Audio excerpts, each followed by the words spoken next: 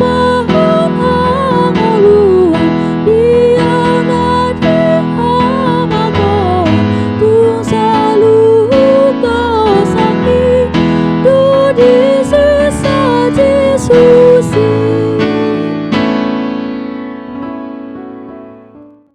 Mari kita bersatu di dalam doa.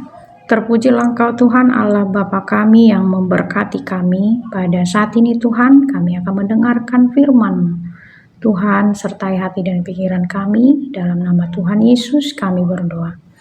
Amin.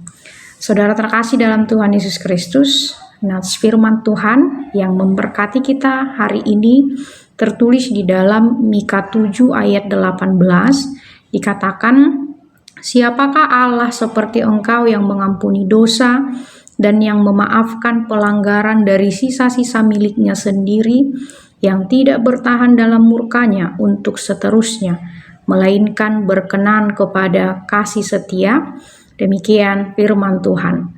Saudara terkasih, nats firman Tuhan ini merupakan kesaksian Nabi Mika akan kasih setia Tuhan kepada umatnya, di mana Nabi Mika mengecam perbuatan dosa yang dilakukan oleh bangsa Israel. Adanya ketidakjujuran dalam perdagangan, kebobrokan moral, penyembahan berhala, dan masih banyak lagi dosa yang mereka perbuat sehingga membuat Tuhan murka.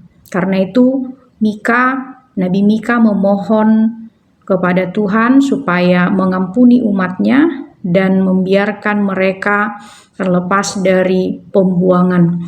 Dan seperti kita ketahui bahwa Allah bukanlah Allah yang hanya menghukum, tetapi Ia juga mengampuni orang yang ingin bertobat dan berbalik kepadanya. Saudara terkasih dalam Tuhan Yesus Kristus, dalam Roma 3 ayat 23 dikatakan bahwa semua orang telah berbuat dosa dan telah kehilangan kemuliaan Allah. Lalu dalam Roma 6 ayat 23 dikatakan bahwa upah dosa itu adalah maut. Karena kita semua adalah orang berdosa, tentu kita harus terus memohon, berdoa kepada Tuhan, meminta belas kasih dan pengampunan dari Allah kita. Dan kita harus ingat, walaupun pengampunan Tuhan itu tidak terbatas, tetapi sebagai manusia tentunya hidup kita terbatas. Oleh karena itu, jangan sampai waktu kita telah habis di dunia ini, tetapi kita belum bertobat. Tetapi selagi waktu masih diberikan kepada kita, mari kita tetap memohon belas kasihan Tuhan, meminta pengampunan kepada Tuhan, dan mari mau bertobat, memperbaiki sikap dan perilaku kita yang sesuai dengan kehendak Tuhan. Dan dengan pertobatan itu juga kita akan semakin dimampukan untuk meneladani Yesus, untuk juga dapat mengampuni setiap orang yang bersalah atau yang berdosa kepada kita.